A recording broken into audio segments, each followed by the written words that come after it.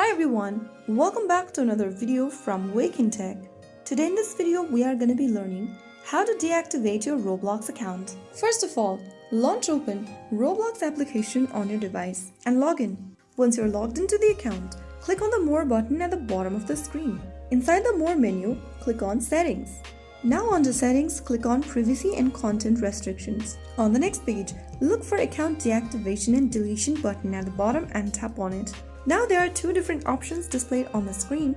If you want to permanently delete your account, you'll need to tap on Initiate right next to Initiate Account Deletion. If you want to temporarily deactivate your account, click the Deactivate button right next to the Deactivate Account option and then go through the information first.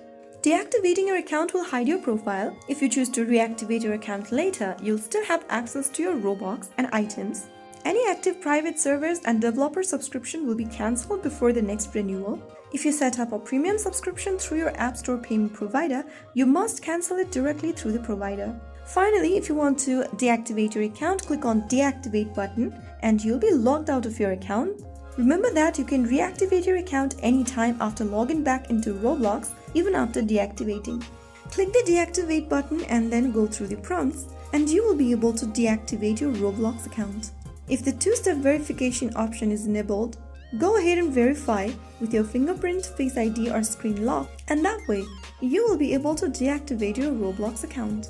That's how it can be easily done. If you found the video helpful, don't forget to like, share and subscribe to the channel. I will be back again in the next video. Thank you for watching.